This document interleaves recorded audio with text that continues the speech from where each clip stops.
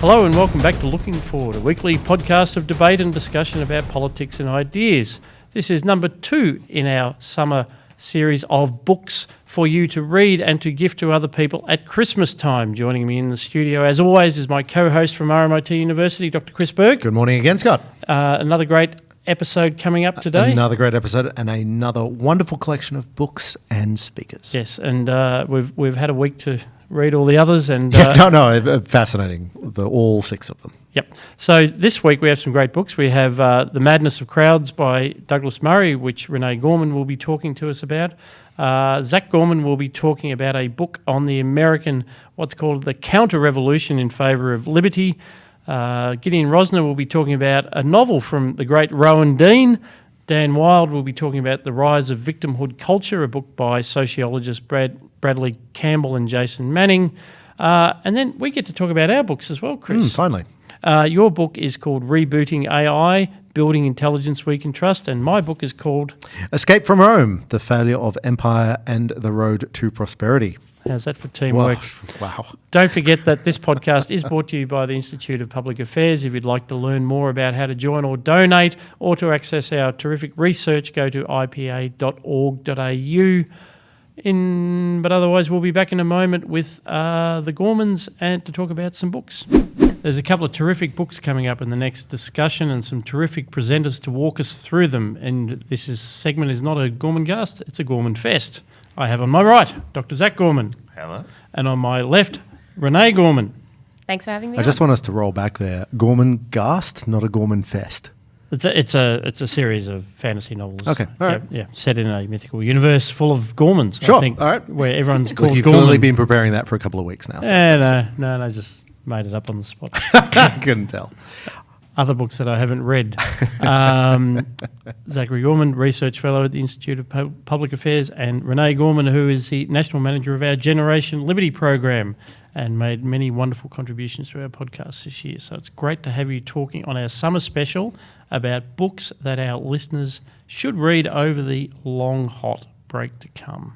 What have you got for us, Zach? Well, I've got a book that you won't hear about anywhere else because I Googled reviews and there was about one on Amazon and that was about the most official review I could find of it.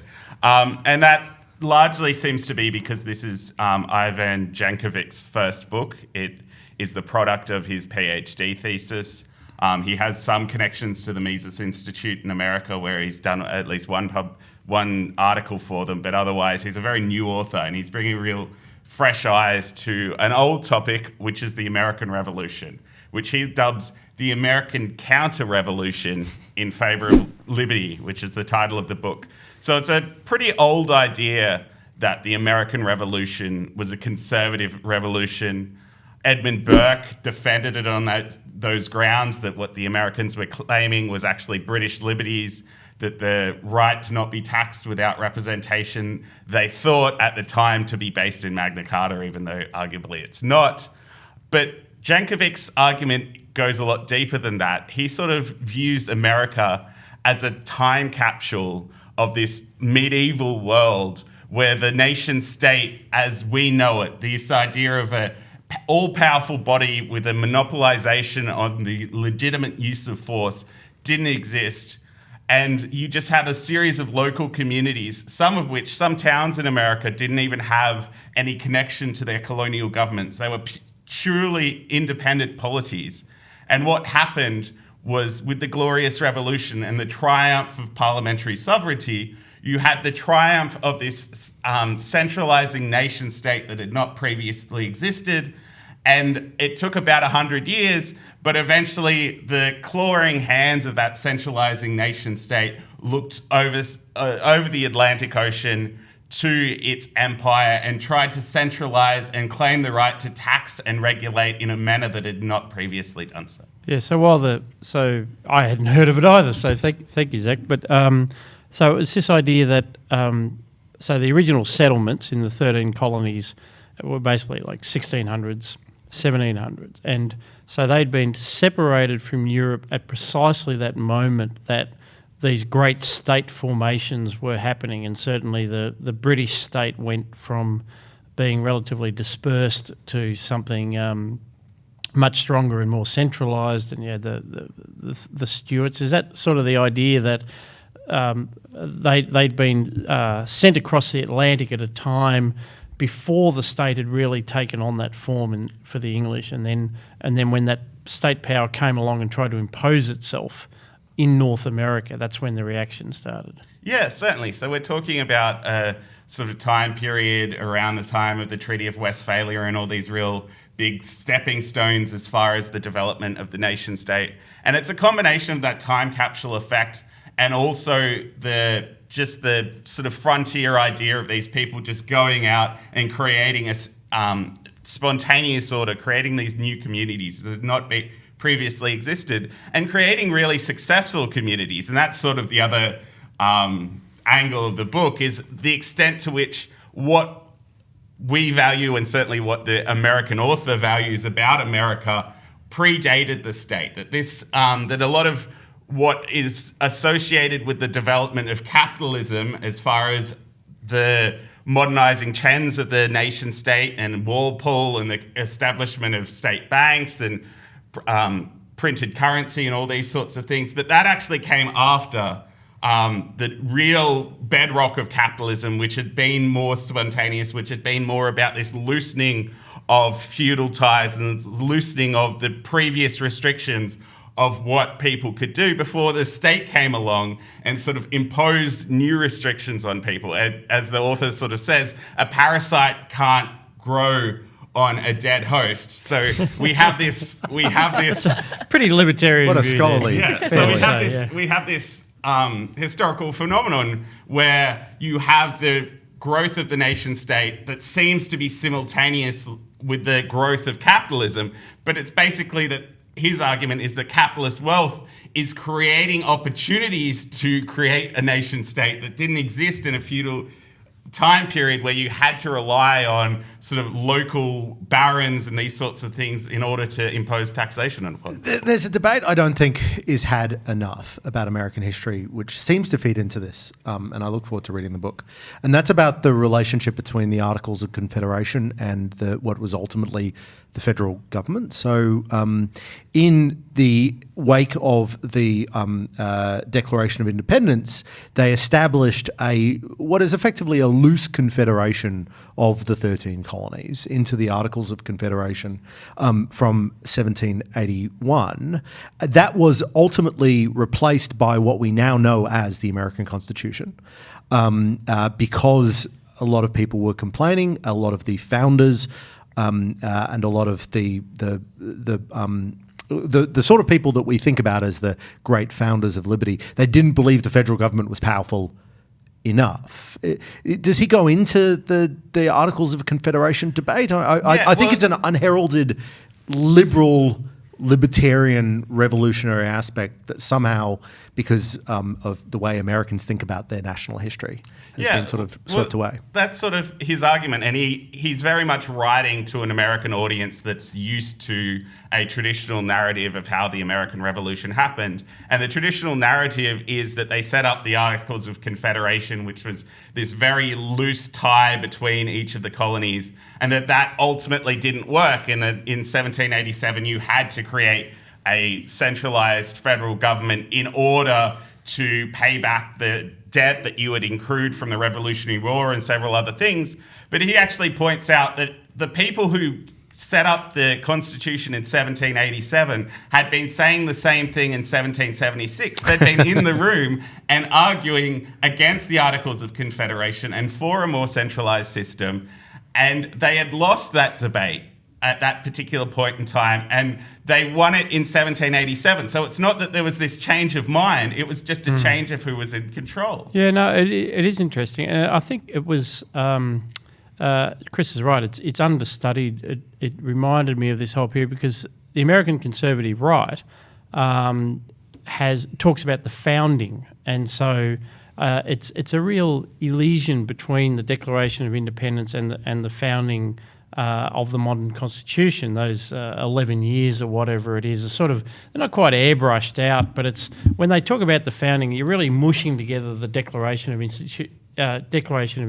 Independence and the Constitution, And so this book has been helpful in reminding me that that was a period of time, there was an argument coming up, and they're two different things.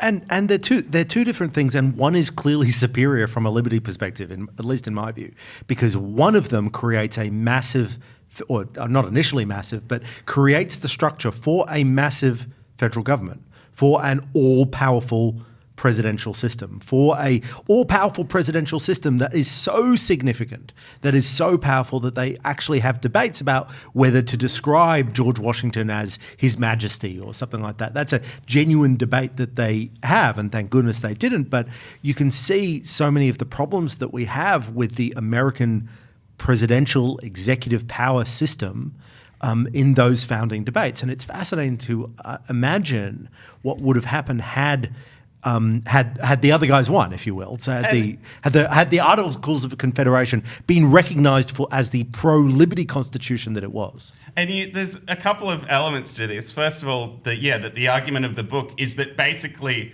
the reasons the Revolutionary War got fought get completely overturned in 1787. So if you understand 1776 as a rebellion against the centralizing concept of the modern nation state and with its mercantilist economic ideology where it wants protectionism and all these sorts of things, then that all gets imposed from 1787. So the war isn't won according to this narrative to a certain extent. But then the flip side of this is that even though the drafters in 1787 wanted a centralizing state and said so in the actual sort of constitutional debates when they were writing it up, when it came to actually getting it ratified, they had to tone down their rhetoric a bit like a Democratic nominee playing to the base to get the nomination, but then having to come back to the centre. Well, they have to come back to the centre when it comes to ratification, and that's when you start to get them talking about the way in which there's going to be checks and balances and sort of the modern theories of federalism that we more associate with federalism as a way of sort of impeding the power of the nation state. But federalism impedes the power of a nation state compared to a nation state. It still implies the power of a nation state compared to that not existing. Yeah. And Renee, where do you fall on Articles of Confederation, the American Revolution? Declaration of Independence. We hold these truths to be self-evident. I look forward to reading the book, but I do have to confess I do not have enough knowledge about it to speak about it. But you are familiar with, the American ideals of liberty. If at the very least it is part of the mythology, if you like, of the conservative right, and not incorrectly. There's certainly the ideals of liberty are in there. What do we draw from that American experience? I find that the American experience is very much interweaved into the young liberty movement in Australia, and you get a lot of Americanisms when talking about liberty, so our whole concept of liberty in the West is kind of based on America. I was also wondering during that discussion whether a lot of these mistakes were made because they assumed that some men would be just as good as George Washington. George Washington was the man who said, "No, I am not your majesty or your excellence. I am just the president." And he could have ruled as a king, but he stepped down and chose not to. And it worked for that period, but there wasn't enough barriers in the way because there's got to be a lot of men who do want to rule as a king. Exactly, yes. I think he's explicitly harkened back to Cincinnatus, the Roman consul who came out of retirement from his farm to fight in the wars against Carthage, and then after he defeated the Carthaginians, he just went back to his farm, and that was the ideal of the day. There's actually a really beautiful statue of Washington in the Smithsonian in DC, a statue that was never put up because people found it a bit confronting because it actually has Washington with a bare chest. And he's got a Roman toga around the bottom. Sexy Washington. But he's actually giving the sword back to the people. Oh, fabulous. And it's larger than life, and it's gorgeous, and it's sad that it's not on display.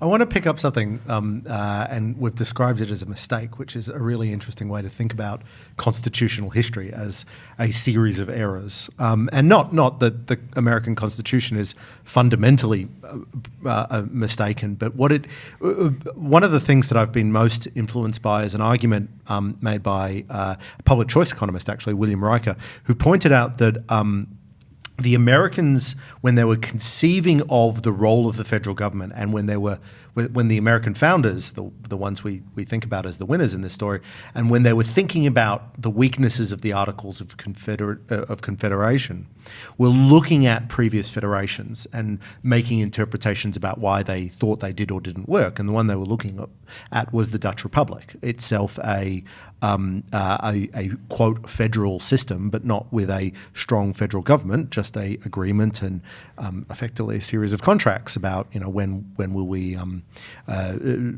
tax, when will we do these sorts of things. So it's sort of a Articles of Confederation. Now, Riker's argument is that they badly misread it and they badly misunderstood how the Dutch Republic actually worked. We know what they read about it. We know what books they had in translation. Nobody spoke or read Dutch, so they weren't in a position to go back to original sources.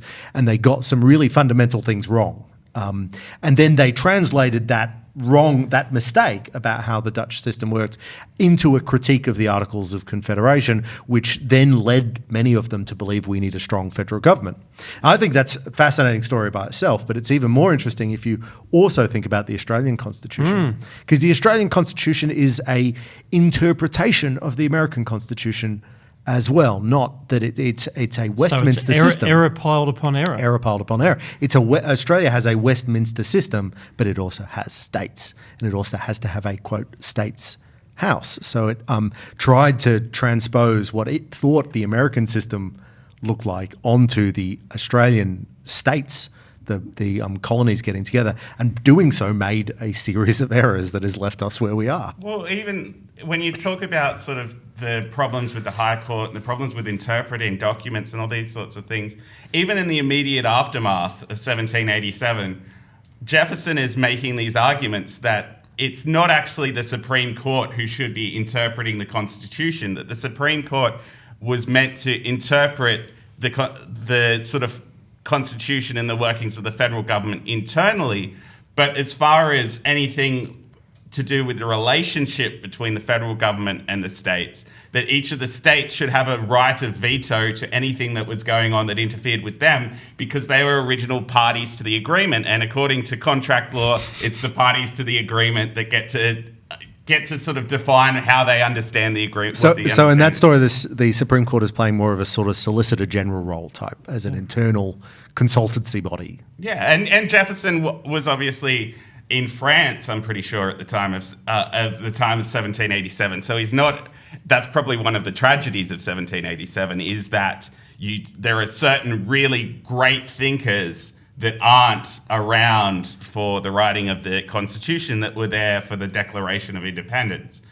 But certainly and there's all sorts of arguments about whether in American constitutional law that have direct parallels here about whether the states were parties to an agreement or whether it was the American people who were parties to the agreement, and how that defines whether federalism will win out and whether the sort of centralism will win out, and all these other debates that there's ways into that are really fascinating, but you're not necessarily going to be familiar with them as an Australian, but there's so many parallels with the federal system. It is interesting. I mean, I do have to point out the elephant in the room, though, which is so he's got the perspective, going back to the Articles of Confederation or a more dispersed and decentralised constitutional order, which I would generally agree with. But in the American context, of course, the nullification by the states of federal laws was one of the arguments used in the 19th century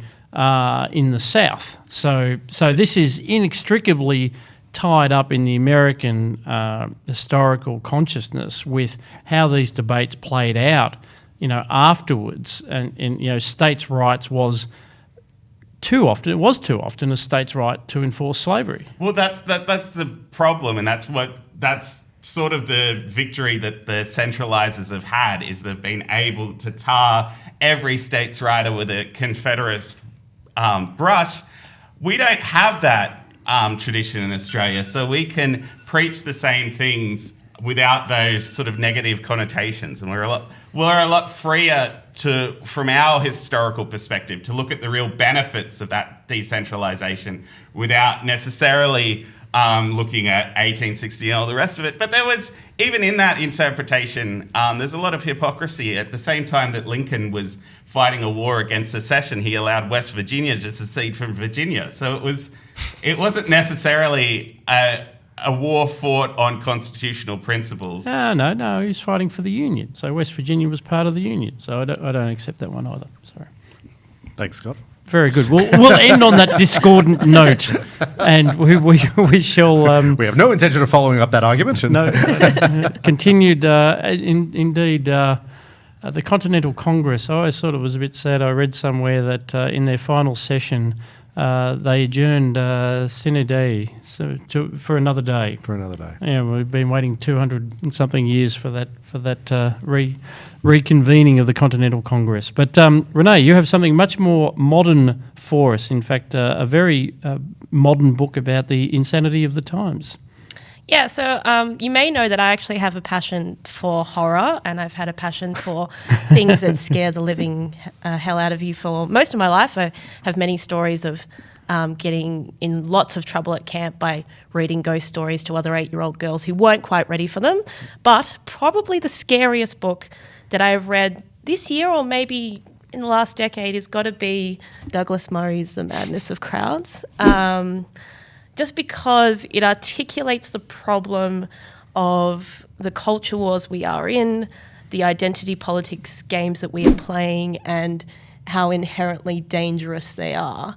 And there is a little part at the back where he talks about solutions, but it's very short, and it's a little bit disheartening.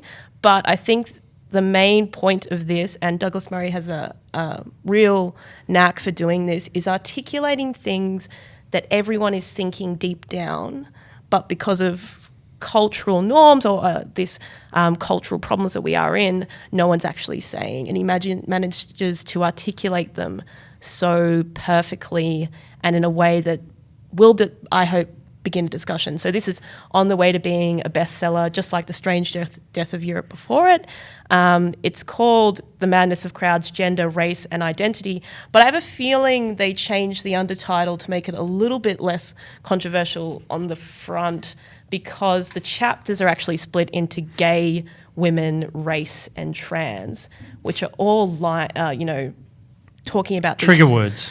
Talking about these things feels like you're walking across a field of landmines. But really what he's talking about is this new kind of form of brute politics, which I found really interesting, and something that I really identified with of are these new identities that we're kind of building a new ethics around. So are they a new way of forming politics? So is gay inherently political? Is being a woman inherently political? So you see a lot of this on campus and a lot of this with young people I deal with. You're gay, but because you don't believe the right things, you're not really gay. Or you're a woman, but you don't believe the right things, so you're not a really woman. And he goes through examples such as Peter Thiel, who was a Silicon Valley millionaire, very much celebrated before this as a successful gay man, and he came out in support of Donald Trump and the Republicans. And there was an article afterwards that in a very popular gay magazine is he may be attracted to other men, but he's definitely not gay anymore, because gay is more than being attracted to other men. Can't be a gay Republican. And, you're seeing new forms of this with... Despite the log cabin Republicans movement, which has been around for a long time. Yeah, exactly. And he also talks about the only people that he sees that are not worried about these new cultural problems and these new forms of identity politics are those that are self-employed. So those who don't have to enter workforces, or people like him who are writers. And he says that it is the responsibility of those who do not have a hierarchy above them, they don't have a job to lose, to be voicing these issues, because if we don't speak about them and we can't speak about them, the only step after no discussion is violence. So that's the real worrying issue. So how does he think this came about? So I mean, what has changed in the last couple of years or last decade or so to make this into such a significant political movement? Well, it's a combination of things he kind of talks about. So these ideas have been bubbling around for a very long time. They were just at the very edges of liberal arts colleges, and they were forming, but everyone didn't pay attention to them. But then they started working their way into the corporate field and also into society more broadly. And that's because they are quite attractive. If to a generation of young people who feel like they're never going to be able to buy a house. They're never going to be able to do certain things that they view that were easier for their parents. I've got a system that will get rid of all inequality, rid of all bigotry, and will give you meaning. It's kind of along the lines of what Jordan Peterson is talking about, is young people are seeking meaning in life, and they're going to these extreme ends of kind of, brute force identity politics. And the problem is that this isn't really going to give them meaning. And it may be a funny thing to say in the building of the IPA, but to seek the meaning in your life from politics is probably not the best direction to go for a happy life. It's probably not. And yes, politics should proceed from virtue, not the other way around. Yeah, so it's been building up for a while, and also it's the reason the problem is getting worse and worse is because people aren't discussing them, is that a lot of our society is getting built around lies, and lies that when someone comes up and questions these lies, immediately kind of gets shut down. You see the case of James Damore when he came out with Google and said, hey, maybe some women are interested in some fields and some men are more interested in other fields, and deep down, everyone in society kind of knows that to be true, but this identity politics nonsense is kind of built on the concept that men and women are the same. So anyone who points out that lie must be silenced immediately, and you're seeing this again and again and again. One of the questions I have is, so Renee, these are discussions you're having all the time against the more extreme wings of identity politics, but also just with young people grappling with these ideas. He's walking across a minefield, as you say, but he does it also, he's himself gay, but it's also very calm and measured and methodical. It is an exercise in journalism. Like, there's a lot of case studies there which he is basically laying out this story, and you draw your own conclusion. And some of them, of course, are truly, truly shocking stories of identity politics gone wrong, failed exercises in transgender surgery, then ultimately leading to euthanasia. I mean, it is perhaps the worst of the lot in the story. But I guess the question is there something in that very calm manner that he has, which perhaps in itself is a way forward to engaging on these issues? Is it helpful? I think so, and I think that's what he's trying to achieve with this book. If you see him interviewed about the book, he talks about, I have endless faith in the power of conversation. I think, and I have endless faith in the fact that bad ideas will eventually be destroyed by good ideas. And right now, the problem in the West is that we've kind of become bad at talking. Yeah, so when you said at the start, and I agree with you, there's very little explicit in the book about what can we do about it. But maybe it's his style and manner is just as important as any sort of techniques or whatever that is. And also, the only way we can move forward and kind of solve these issues is by understanding the problem in full. And he kind of fully articulates the dangerous nature of these concepts and where they can lead. So we came to this point after Martin Luther King about we will not judge people on the colour of their skin, but on the content of their character. And that seemed to be a great way to build society. And now it seems we're going back again. He keeps talking about all these kind of issues. They kind of reach a point where it's looking like everything's getting better and everything's looking better, and somehow they just go off the rails. It's not to say that we reached a point of no racism. That's not really possible. But the concept that now colour blindness is considered racism by some academics is just crazy. Colour blindness is what we should be looking at, not being obsessed with race. And that's what we're coming back to, is being obsessed with race, and that's a really, really dangerous path. There seems to be an attitude on both left and right in some parts, which is that we are unable to convince our fellow people, so we have to either browbeat them, or we have to act extra legally, we have to shame, we have to silence, that sort of thing. Which I just think is, and this is clearly Douglas Murray's view as well, just fundamentally mistaken, because in a democracy, or even actually in really any political system, there is no alternative but to convince other people that, you know, you've got a correct vision of the world. And the only way to convince people, there's no point convincing people who already agree. The only way to convince people is to convince someone who didn't agree before you spoke to them. And I think one of the worrying things it's really clear on the left, and Douglas Murray spells it out well, but it's also on the right, that we've decided, we plural have decided, that convincing people is pointless now. Now we need action, we need trolling, we need shouting down, we need something else. But there's just no, I just don't see any alternative to rational argumentation, as bourgeois as that may sound. And I actually get asked a lot of the time, because I'm working on campus, I'm working with young people on campus, and we get submitted to some very horrific tactics sometimes from the other side. And I get asked, oh, why don't you fight back the same way? Because doesn't that make me just as bad as them? And I don't want to do that. It's and also I'm not convincing. Anyone. You're not convincing, and it's not about convincing the other side. It's not about convincing the ideologues of the other side. It's about convincing the people who aren't sure, who are watching you. Yep. And this is what we always say when you think about what is your role as a public intellectual, and you're in the middle of a debate. It's got nothing to do with convincing the other person who you're debating. It's convincing the people who might be listening and trying to figure out which has the more appealing arguments, or that person at the margin who's almost on your side but will be repulsed if it doesn't look like you can defend your claims in a way that they could do similarly. I actually think this book, in terms of convincing, is an excellent present, and I'm actually giving it. I'm giving it to my father, to people who are old school left, who are thinking right now, what's going on, especially white male.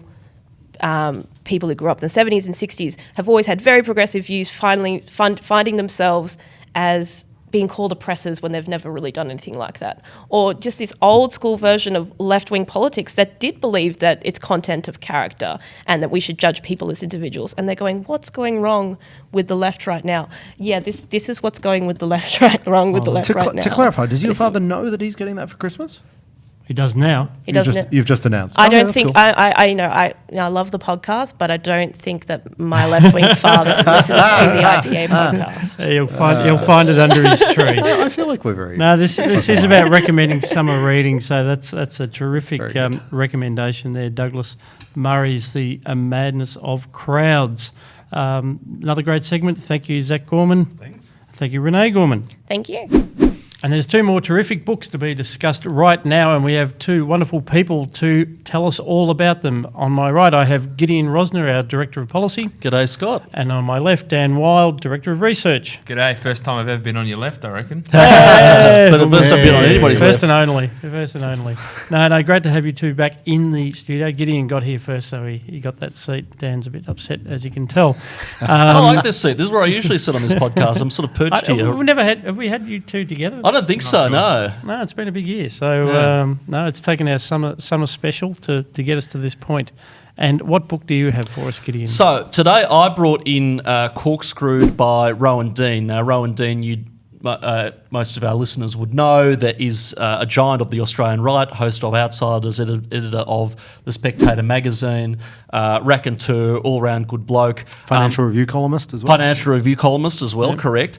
So he wrote this book, and I thought I'd bring it in because this is summer reading edition, and this is something a little bit lighter, a little bit, that lends itself more to a summer read. I took it with me about a year ago on a flight to London, fittingly enough, and I laughed so hard on the plane I actually disturbed some of the other passengers. It was a page turner.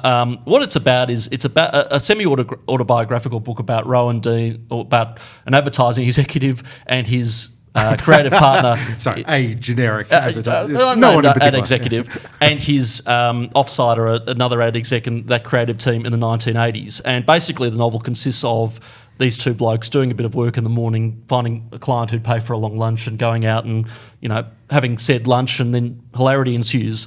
So it sort of did to the novel what Seinfeld did for the sitcom. There are no hokied epiphanies, there's no cliched revelations, there's no attempt to find meaning where it doesn't exist. It really is a wall-to-wall story of a wall-to-wall book of funny drinking stories and funny stories about the craziness that was the 80s. But the political subtext of it is that it was set obviously in 1980s Britain, and throughout the novel the ethic of that era comes through. I mean, it sort of shows how England was waking up after the winter of discontent, about the time of exuberance and material abundance and the joy of being, and a time which was actually free of political correctness as well.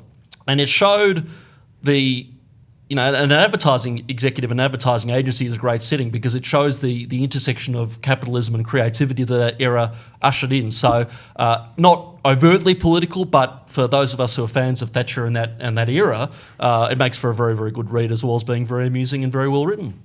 So that's so your takeaway from the book is is sort of that political context, that rise of prosperity and the energy that brings. The energy, and again, and the creative energy as well. I mean, this is the great myth, I suppose, that of the starving artist, of this mutual exclusivity of material abundance and creativity, of fulfillment, of high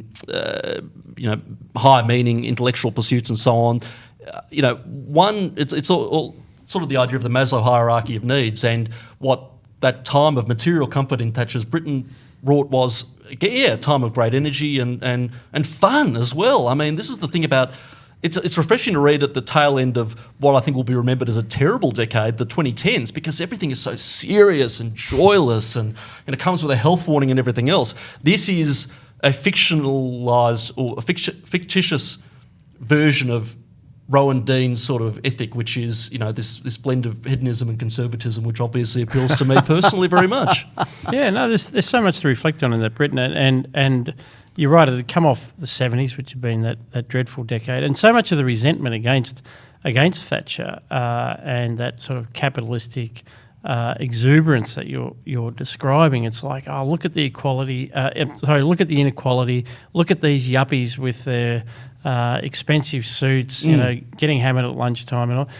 The point was they were creating this opposition in Britain. So you hadn't seen that in the 70s because no one had any money. Yeah, correct. And so if you were sitting in Manchester or Liverpool circa 1985, you probably would have looked at these guys in London and thought, well, damn them.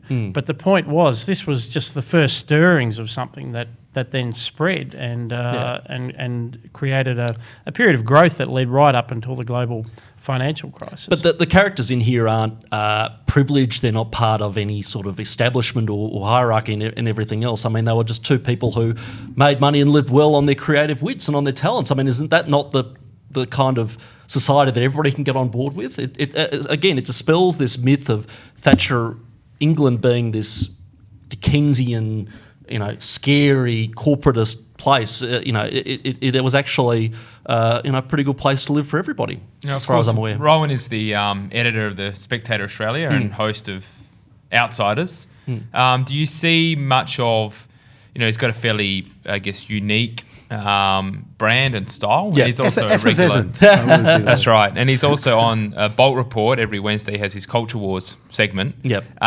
Do you see much of that?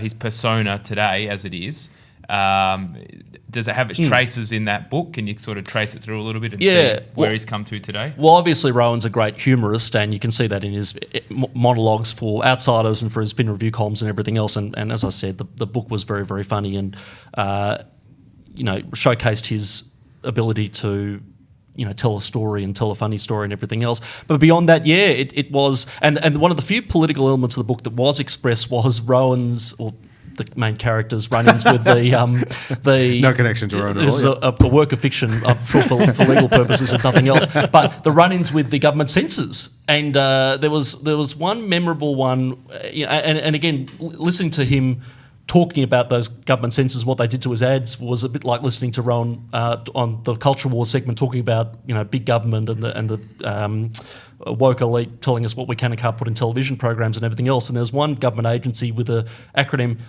ICTA, and I don't forget what it stands for in real life, but the characters in this book used to call them "It's those C's again," which had Rowan all over it. One of the things that you brought out there is the relationship between commerce and art, and or commerce of beauty, or something like that. And it strikes me that the underappreciated joy of capitalism, and the idea that advertising and large quantities of advertising on billboards, in neon, makes some centres, city centres, actually quite beautiful in a way that you don't get from what you would view as a more traditional beauty, city of beauty, like something like Paris. So I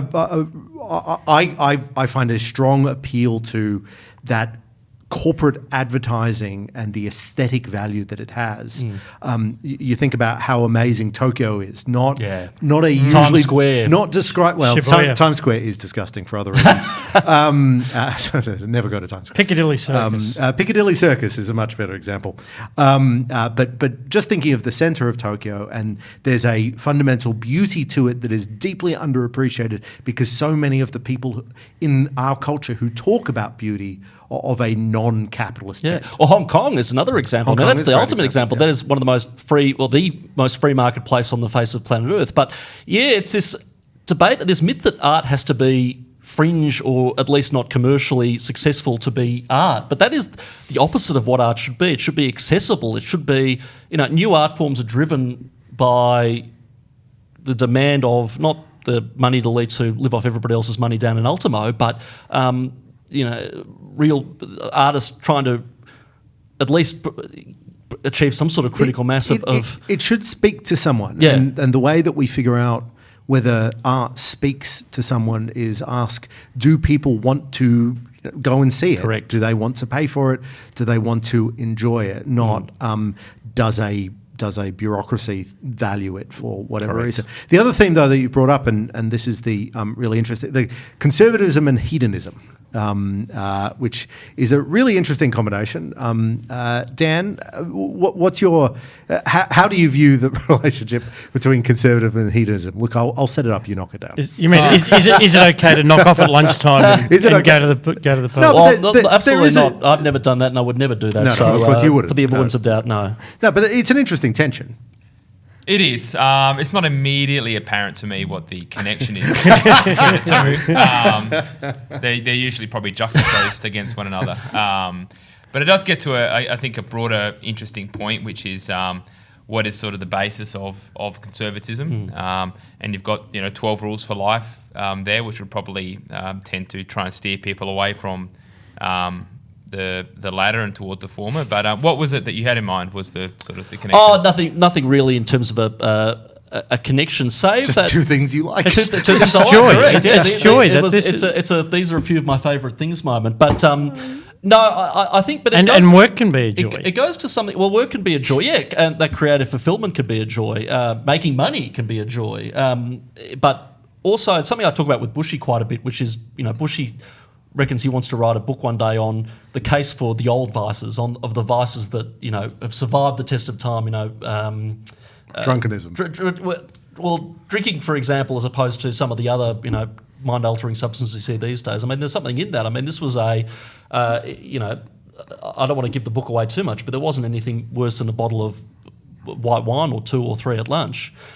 This was it was sort of Old-fashioned excess. yeah, and excess in a way that we don't have these days. I mean, you couldn't get away with writing about long lunches and everything else these days. I mean, The new Puritanism. The new Puritanism. We, I mean, this we is- cracked this is- down on you. Because of millennials, they destroyed the long lunch. Yep, that's correct. Sorry about that. They did. Yes, that's one of the many things we're annoyed at them for. But anyway. And thank you, Gideon. And Dan Wild, you have a book, The Rise of Victimhood Culture. Tell us about that. I do, thanks, Scott. Yeah, it's called The Rise of Victimhood Culture by Bradley Campbell and Jason Manning, two academics. Basically, the book tries to chart out what is happening with victimhood culture. We hear a lot about what it is. They describe where it has come from and what preceded it. Their basic argument is there's three types of culture in a general sense. There's honour culture, dignity culture, and now we have victimhood culture. So honour culture is around wanting to preserve your name, preserve your honour, and that can be sometimes a bad thing. The example they give is of duelling. Back in the Wild West type of thing, where people would duel if there was someone had disrespected them or their wife or something like that. There's an efficiency element to that, I feel. There can be. I don't mind it. You don't We mind get it? around that. Yeah. Bring back dueling. Then there is the dignity culture, which is sort of the Victorian era, stiff upper lip, turn the other cheek, just get on with it, sticks and stones will break my bones type attitude. And now that's given way to victimhood culture, where basically your sense of morality or moral superiority is predicated on your status as a victim. And the challenge that we have in order to get that status is to become the biggest victim possible, which gives rise to things like intersectionality, where that is essentially victim upon victim upon victim. And the more of these categories you have, your racial background, your religion, your gender, your disability status, and so forth, the more those compound one another, the bigger the victim you are, and therefore the more receptive you ought to be of moral considerations of everybody else. So the authors see this as a very troubling phenomenon, and they're not the first to raise that. It's really about the fragility that comes with being seen as a victim, as opposed to, say, wanting to preserve your dignity.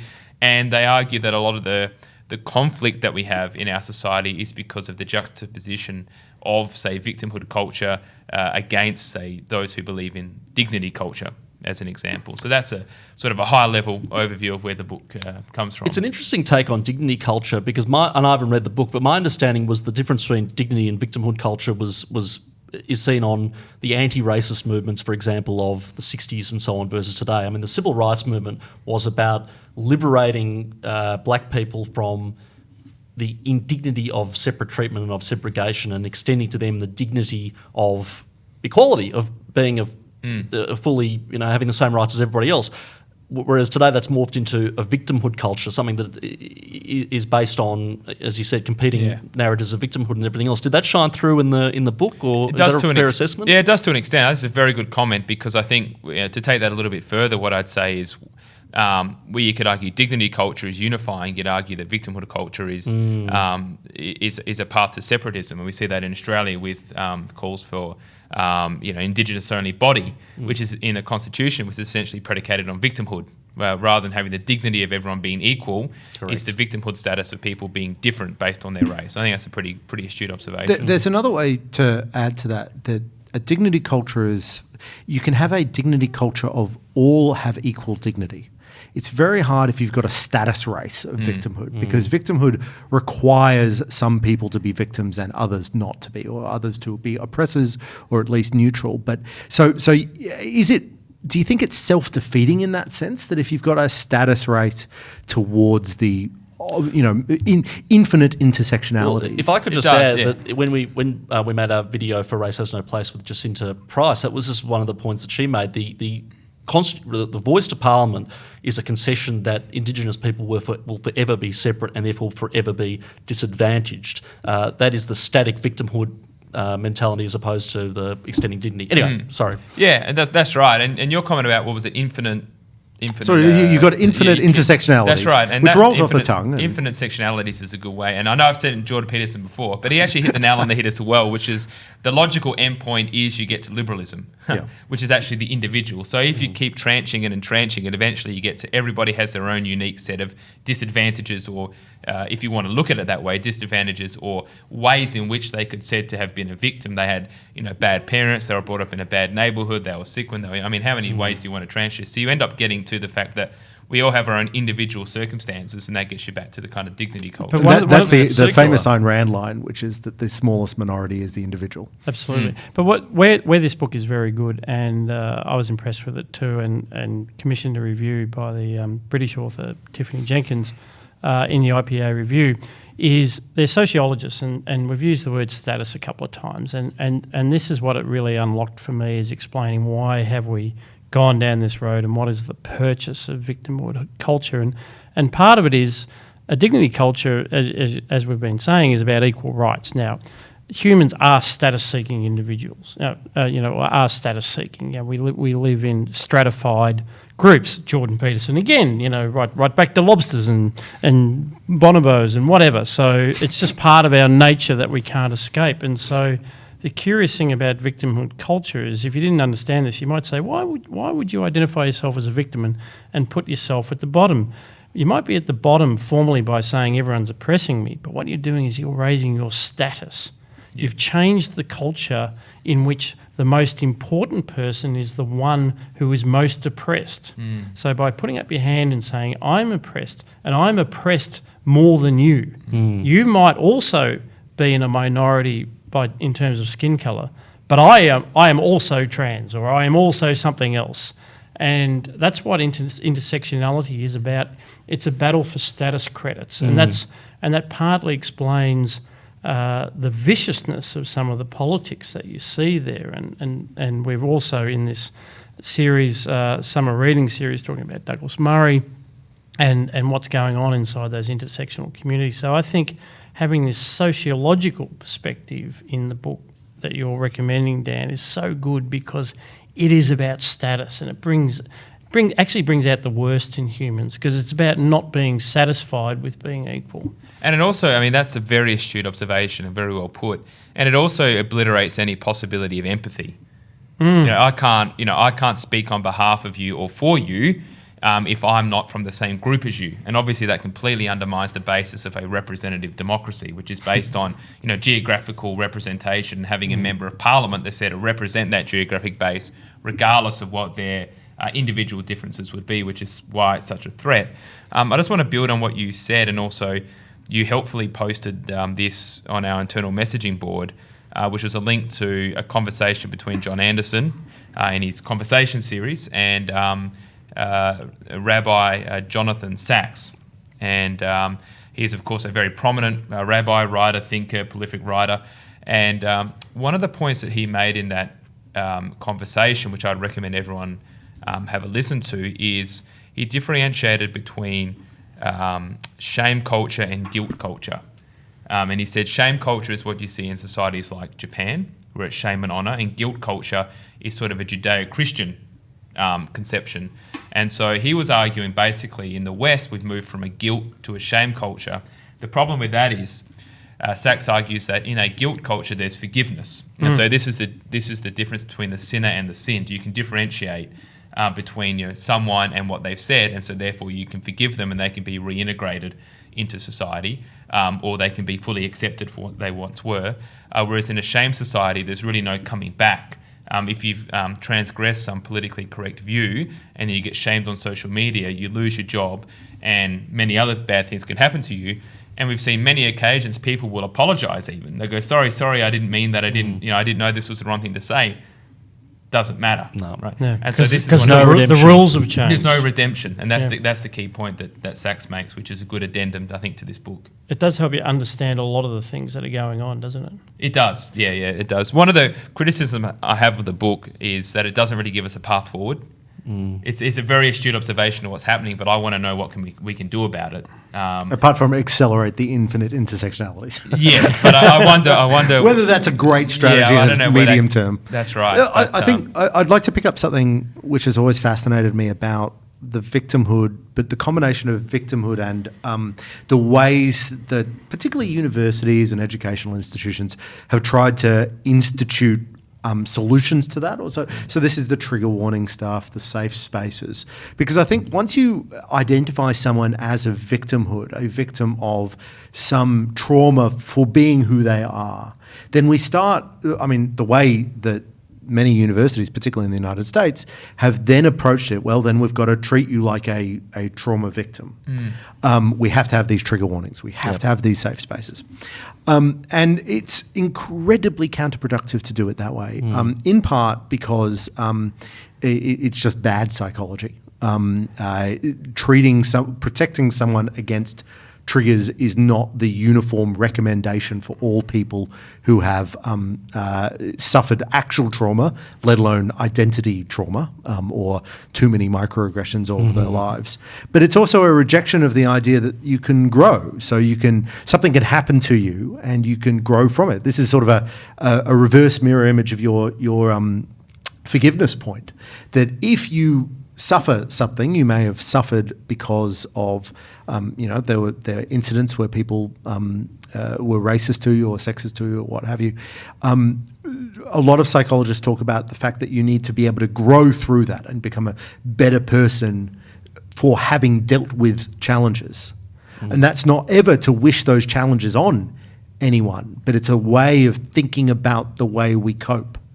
That a lot of cognitive behavioral therapists will say this is how you should sort of start restructuring your thinking. But if we frame everything as in, well, this is a victimhood story, then ultimately we are always fundamentally victims. So we're always fundamentally suffering from. We are always re-raising past traumas without ever tackling them. I think one of the worst things about the victimhood phenomenon is the rise of right-wing victimhood.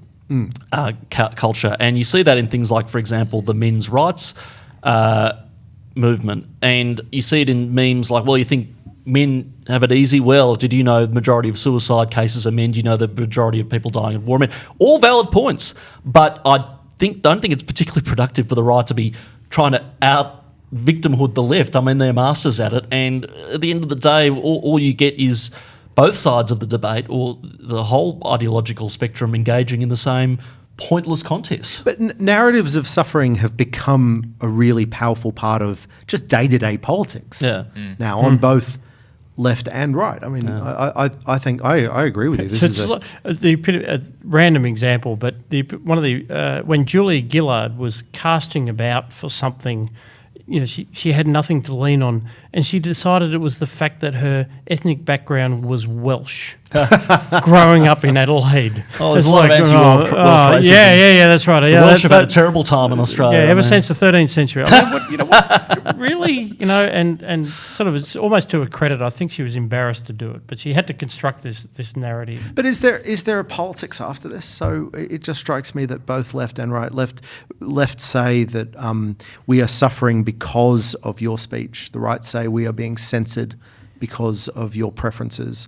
We all seem to have adopted the, our side gets it worse now. And maybe that's just an acquiescence on all sides of politics and centre right, centre left, far right, far left. Is that an acquiescence that we've decided, we're in a victimhood culture, let's play on those terms? Yeah, but it's transient. I'm more optimistic. I think these things come and go. I mean, this is a fad. This is an intellectual fad that's only been around, 10, 15 odd years. I mean, there was political correctness in the 90s. There were, issues in the 2000s, but really the 2010s, I keep going, I'm fascinated by decades and everything else. And again, the 2010s will be looked back on as the time when all this stuff was just a fever pitch, but it doesn't last. I mean, and there's a critical mass of people who are seeing through it. Well, and of course, we do draw our heroes from those who perhaps have had the most opportunity to embrace it, but refuse to do so, like the Jacinta Prices of the world, and many, many other examples you could raise of people who've just said, no, I'm not going there. And, the entire walk away movement. What's the walk away? The walk away from the Democratic Party people, chiefly people of colour who've left the Democratic Party sure. because and this comes through in the Kanye West rap I reviewed for the IPA review a few editions ago. He includes a line, you'd think we'd never made it off the plantation. I mean, the awareness that this victimhood mentality is counterproductive, I think that seems to be gaining currency. True message of hope there. Thank you We're for coming in. We're optimists of the IPA. We are indeed. Thank you for coming in and talking about your book, Corkscrewed, by Rowan Dean. My Gideon. pleasure. And Dan, thanks for coming in and telling us about the rise of victimhood culture. Great, thank you. We've come to that part of the summer reading podcast of Looking Forward, where Berg and I actually get to talk about the books that we're reading and that we're recommending for you to read over this long, hot break. I'm going to start off. I have a terrific book, which I'm holding up at the moment. It's called Escape from Rome, The Failure of Empire and the Road to Prosperity by Walter Scheidel. It's a work of world history, and it is part of the Princeton Economic History of the Western World series. And so we thought we'd better bring back an actual historian to help us talk about it. Zach Gorman, thank you. Just to check the dates. That's really what we're hoping for here. Yeah. Always get mixed up between the Romans and the Greeks, you know. You might be able to help with that. No, thanks, Zach. This is a book I'm tremendously excited about. We here at the IPA, of course, have a Foundations of Western Civilization program, and the general outline of that thesis is a story of Jerusalem, Athens, Rome, Jerusalem, the foundations of the culture we inherited. This is a work of economic history, and its fundamental thesis is that everyone knows the story of the fall of Rome, and why did it fall? Was it the invading Germans? Was it decadence from within? Was it problems of control or lack of tax revenue, or whatever? The point this guy's making is that the most interesting thing about the Roman Empire, it's not that it fell, it's that it never reformed. So he's doing a world comparison of the different empires, particularly in the great Eurasian landmass that we've seen. So we're comparing it in particular to the Middle East and to China. And if you look at other parts of the world, so I'll just talk about China for a moment. What you saw is, like Rome, there was sort of a parallel period of development, a gradual consolidation into these great empires, Rome in the west and China in the east. And then Rome fell but never reformed. And whereas every time that China broke up, it did eventually reform. They might have a warring states period, it might split into two, but then it would always come back together. And for something like 80% of Chinese history, it's always been a unitary state. In Rome, it was a unitary state up until the 6th century, and then it fell. And this is the other part of what he's saying is, and isn't that a great thing? Because if Rome had of stayed a unitary empire governing the Mediterranean, governing what's now Europe, or some subset thereof, what you have in a unitary state is stultification, a lack of dynamism. The best thing that happened is the opening up for the possibility of a polycentric world of multiple states competing with each other. And so what this is really doing, typically in history, and if you're telling the story of Western civilization, you talk about the Great Divergence really being, from the Renaissance, the Enlightenment, the beginnings of capital, the unleashing of capitalist development, the Industrial Revolution, and away we go, and here we are, and isn't that a good thing? He's saying that's actually the second Great Divergence, because the first Great Divergence was when the Roman Empire fell and Europe resisted all attempts at reunification, whether it be under Charlemagne, or the Turks or the Mongols or whoever was trying to reunify Europe. They all failed, and that's what set it up for the second Great Divergence and all of the great things that we enjoy today. It sounds fundamentally like this is a book that's not tackling why did Rome fail to rebuild, but in fact it's tackling the great question in social science. The great question in social science is, why are some countries rich and other countries aren't? And if you tackle that as a historian or an economic historian, you look at that initial great divergence that said that meant that while countries like China, Britain, much of the Middle East were of similar GDP or economic development around, say, the 13th, 14th, 15th centuries. By the 18th and 19th century, Britain and Western and Northern Europe had just blown out, just extraordinary jump. And what has always struck me about that story is usually people describe it as a sort of hockey stick graph. So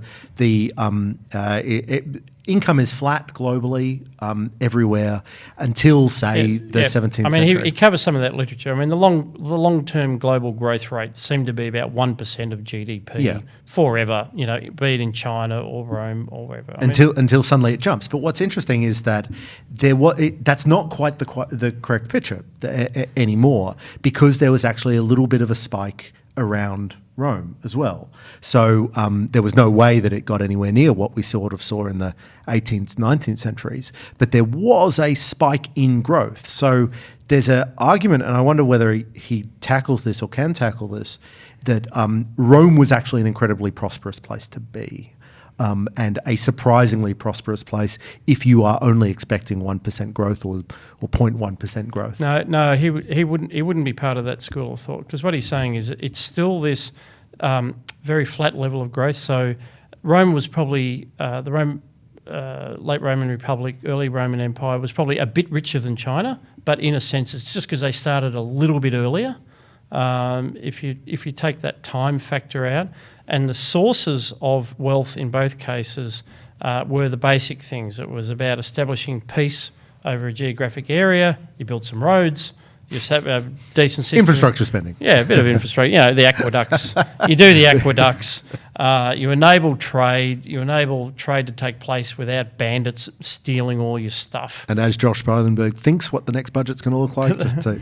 That's right. But that was really the cap on sources of growth and in the Roman Empire. And what he points out, all of the things which set us up for the second great divergence came later. Institutions like universities, institutions like civil law, access to courts, Magna Carta, science. I mean, science there'd been a brief spurt of science in the Hellenistic period under the Ptolemaic Greeks, which was then killed off by the Romans. These guys were not innovators. They didn't care anything about innovation at all.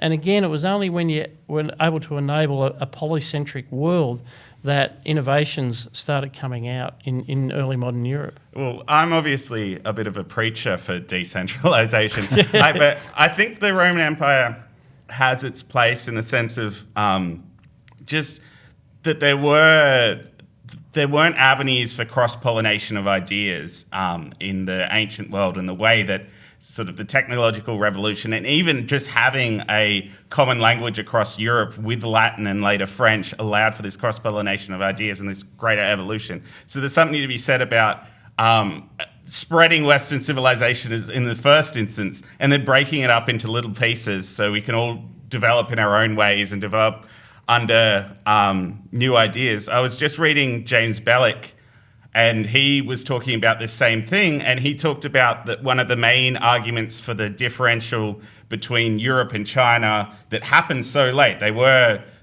China was ahead of us with the printing press and all sorts of things, but one of the main differences was what he calls the exit option.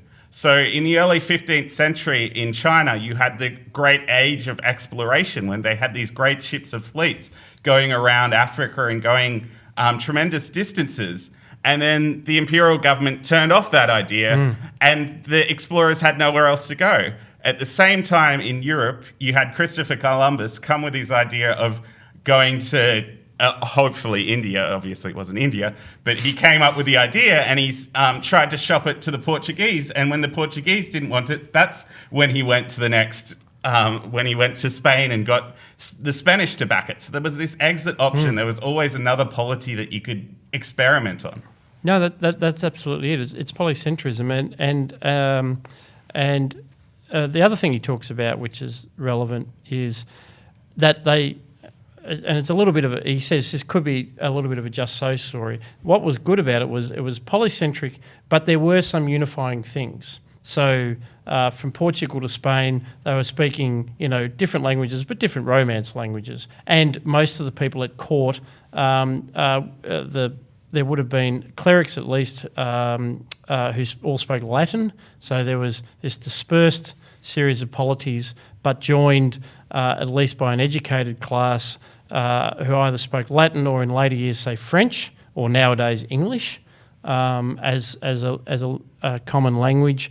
And of course, the church was this sort of pan-European institution. So there was that sort of sweet spot and this is a bit difficult for an historian to think about, is whether it's overdetermined, but a sweet spot of different countries, different polities, right down to the feudal level. This is where he's almost saying feudalism was a good thing because, the Holy Roman Empire was neither holy nor Roman nor an empire. It was a series of dispersed German principalities, and you had that exit option, and but they were connected in some way via the church. But that's the fundamental importance there of the church, because the church is a level of polycentricity that's not just multiple states next to each other with their own protected domain. There's another level of, quote, government that you can appeal to, that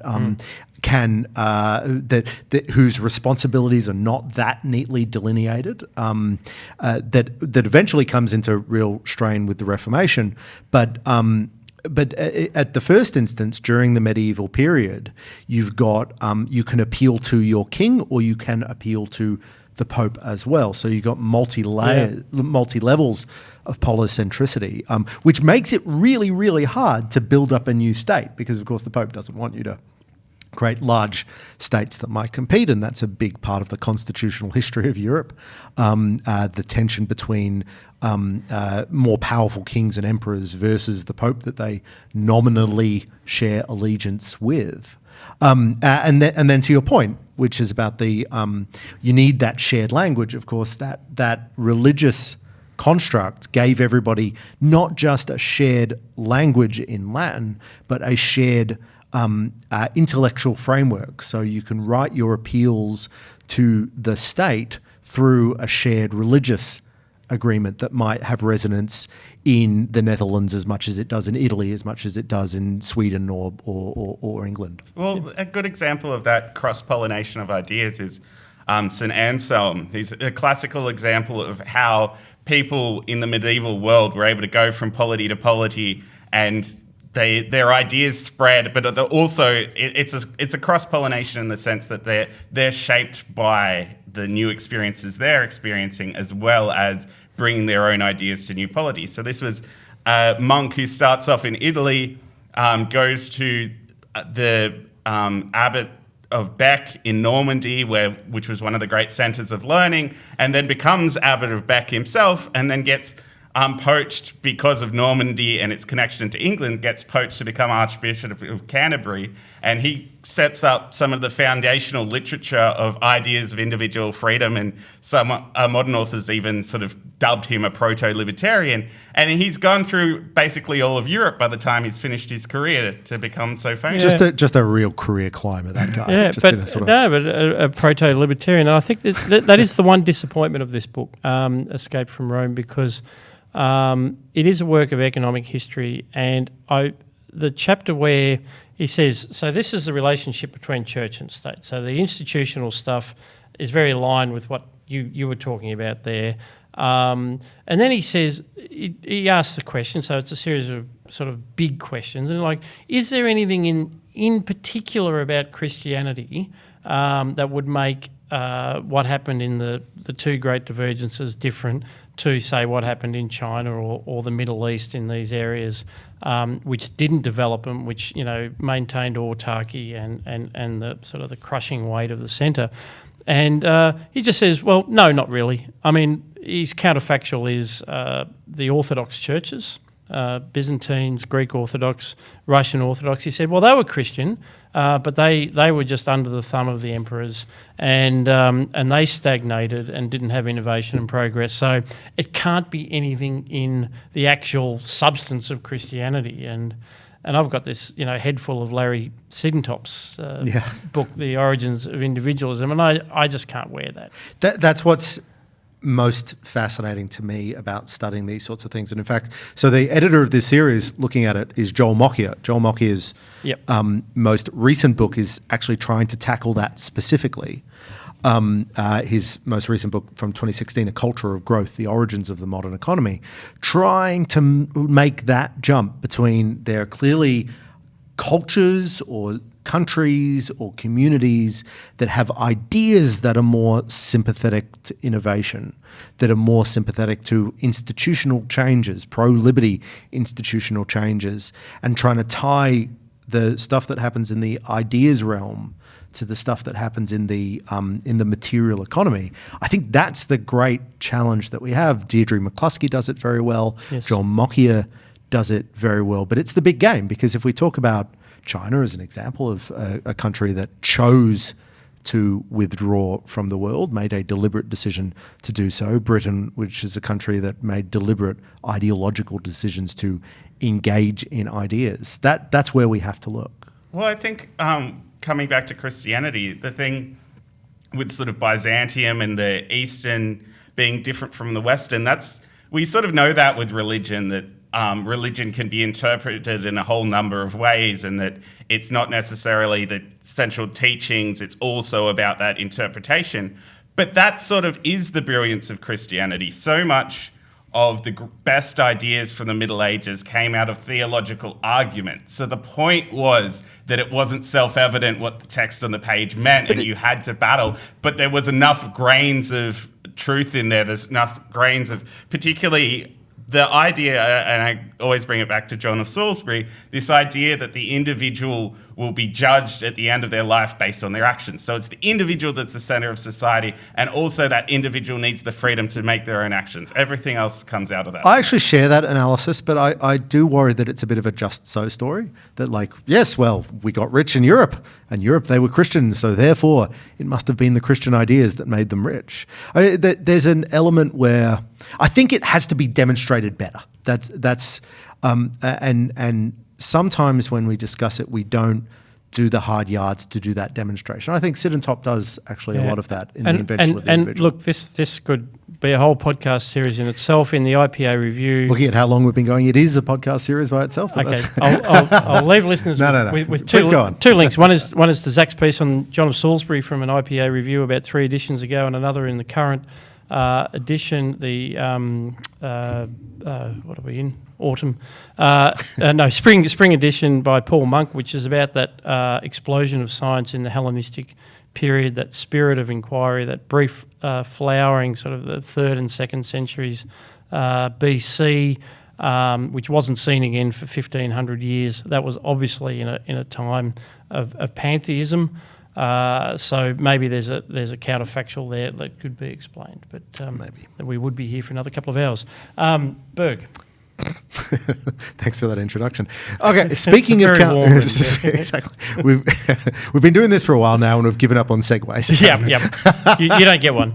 I've used all my good segues. You used all the segues. So the book I'm recommending, I read a couple of weeks ago, is called Rebooting AI: Building Artificial Intelligence We Can Trust. It's by 2 academics, Gary Marcus and Ernest Davis. It's a really cut through the nonsense about where we are in the development of artificial intelligence, and therefore where we are in the development of things like autonomous vehicles, where we are in the development of AI that can, provide ads on social media, everything like that. So the reason that this is important to read about is, and the reason it's important to get a no-nonsense assessment of where the technology actually is because we say a lot of things about AI, and particularly in politics, and I think particularly in the moment that we're in, it's very easy to make wild statements about the A, importance of this technology, and B,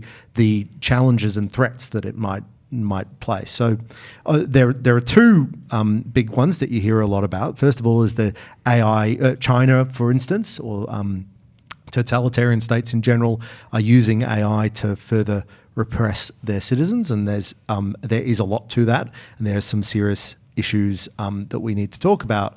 But the other one is the other big fear that you hear is this idea of a super intelligence. We're worried that suddenly one day AI is going to take off in a sort of Skynet way. It's going to come into its own. It's going to and be able to. And the fear here is that AI and artificial general intelligence will be able to improve itself without us having to improve it. And the moment it starts doing that, a author named Nick Bostrom has basically claimed that this becomes not apocalyptic, but semi-apocalyptic for humans, because that artificial general intelligence might not care about us. So this book is a really cut-through assessment of that. And I have to say it is the fears about artificial general intelligence, so an intelligence that can do more than just what it was programmed to do, can make decisions to do new things, can improve itself, can make moral judgments, is so far away from what we are talking about right now. We are talking decades and decades and decades before we're even close to having anything like that.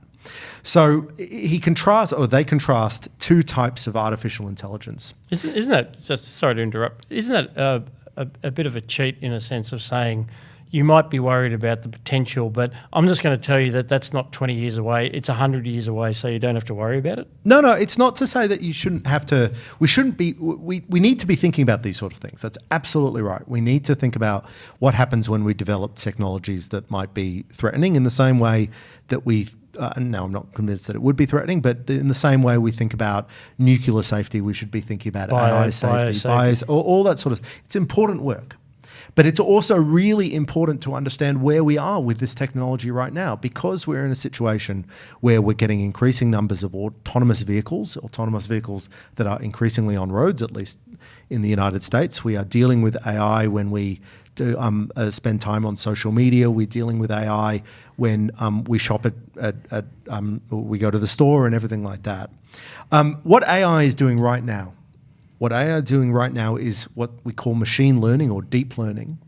And it's basically a very, very complex and advanced form of statistical learning. It's looking for patterns in large quantities of data. Turns out it's really powerful. You can get computers to recognize objects from that. You can get it to even create new artworks. You can get it to do all sorts of amazing things. What you can't get it to do is build on itself. You can't get it to make decisions that aren't based on historical data. You can't get it to be an artificial general intelligence in the way that we both worry about. Is it a complete misnomer? Was that like the worst bit of branding ever to call it artificial intelligence? Yeah, no. If it's not actually artificial. There's a lot to that, and there are some authors that will argue that there was a word in the 1950s, 1960s that was much better, cybernetics. Cybernetics was somewhat fell into disrepute after a lot of sort of socialist computer programmers thought that was the way we would get socialism. But it's a really engaging and really clear way to actually understand where we are on this technological change. And to bang on about a theme that I bang on this podcast all the time, we on the centre-right, libertarians, conservatives, classical liberals, we need to be very literate about the technological changes that are really radically and manifestly changing our economy and our lives. We need to be able to defend liberty. We need to be able to defend the vision of society that we have while engaging and being engaged in all those changes. I think the left is doing that. I don't think they're doing it very well. I disagree with their conclusions. But the left are actually thinking about things like the gig economy. They're thinking about AI ethics, and it is incumbent on us to really deeply engage and inform ourselves on these issues. Yeah, well, I think there's sort of an instinctual libertarian response to any new technology is that, A, it's sort of inevitable, and the more the government tries to ban it, it's just going to be the people who are doing it illegally that end up with the technology, which is the worst thing. And also, there is the potential for checks and balances through other new technologies. It's like the sort of nuclear proliferation thing, that it's actually the more nuclear weapons there are, the less likely there are that they're actually used. And as far as sort of the ultimate, whether artificial intelligence will ever turn into Skynet, for that to happen, we have to be able to artificially create the divine spark, the essence of life itself. And I think that, for that's such a leap of faith for a lot of people to even think is possible. I think we'd have to fundamentally reinterpret how we understand the world if that were to be possible. It's sort of like how the Big Bang Theory doesn't actually answer many questions about the meaning of life or anything like that. It just gets us back to the starting point in a cycle. I wonder if that's really what people are getting to here is trying to answer those questions. Like, I don't know does this book have like the cultural history? I mean, but, like the word robot it was from a play in the 1920s, I think, a Czech play, and Terminator in the 80s, and Asimov's Foundation series. The idea of we're just around the corner from this kind of artificial intelligence and the potential for it to take over is part of the cultural history of mankind. No, that's right, and that's what is fascinating about this as an area to watch and to learn about, because they are trying to these technologists, if they have artificial general intelligence in mind, which certainly not everybody does, they are trying to reverse engineer how humans think, or anything thinks. They're trying to. There's a statistical machine learning technique that they call neural net learning, as if it works like a brain, because it's modeled using multiple centers of decision making to try to. This is what IPA researchers use for reconstructing temperature data. Indeed, but that name is highly misleading, because you think, oh wow, they're really building artificial brains. They're doing nothing of the sort. Very powerful AI learning techniques for very specific problems. If you've got a massive amount of data and you want to look for patterns that we as individuals couldn't identify, and you want to be able to make predictions off the back of that pattern, all these sorts of things. Really, really powerful stuff in very specific domains. Now, I think it's really exciting. And the other, I want to end with this point. I think we should be very excited about these technologies, as well as literate and as well as being aware of the challenges that they face, like every new technology. I think we should be excited about the possibilities for them to make us more prosperous, and even make us more free. There is a deeply optimistic note in technological change. It's the sort of technology that got us the Industrial Revolution and got us the Great Divergence. We're on the edge of the same sort of revolution.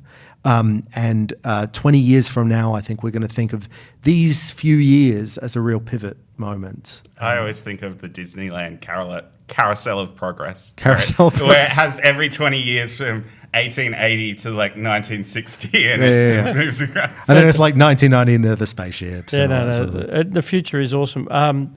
Since we are in the business of recommending books for people to read, is any do you have to be technologically literate to read? Or? I chose this quite specifically because it talks you through in a very clear and a very engaging, anecdote-driven way. Great. So if you want to know what AI is, you want to cut through the op-ed level analysis that you see. This is a really clear. But you don't have to be a understanding of it. computer You programmer. definitely. I mean, that's clearly doesn't describe me. Very good. Thank you, Chris. That is another great recommendation. And thanks, Zach, for coming in to talk about our two books. No worries. Well, Chris, that's been a terrific episode and some terrific discussions over 2 weeks about some books that everybody should read. No, it's been fantastic. I'm going to take the host's privilege. There are other books that they should read, Scott. I want to be really, really okay. clear. There are 2 books published by some wonderful authors. The first one is Understanding the Blockchain Economy, an Introduction to Institutional Cryptoeconomics. That's written by Berg, C. S. Davidson, Sinclair Davidson, and Jason Potts. Great book. Recommend to all. Very disappointed nobody brought it up for their recommended reading. The other book is, of course, Cryptodemocracy, How Blockchain Can Radically Expand Democratic Choice, by another, Darcy Allen, of course, our colleague Darcy Allen, myself, and Aaron Lane, also published this year. So both fantastic books, despite the failure for our IPA colleagues to recommend them personally. Yeah, no, they... and to curry favour, to be honest, which would have been a very effective strategy to be a guest next year, but apparently no one took it. Go to the top of the queue in 2020. And actually, summer reading, of course, speaking as editor of the IPA Review, you will be getting in the mailbox very shortly, if you are a member, the final edition of the IPA Review for the year, which has some terrific reading in it. And if you want to receive that, it's not too late to sign up, and we'll make sure we get that in the mail, which you can do by going to ipa.org.au. But I just want to say thank you to Chris Berg, Thank you. And thank you to our wonderful team in the studio, which is Josh Stranger, Saul Muscatel, and Steve Walsh. We'll be back with more looking forward next year.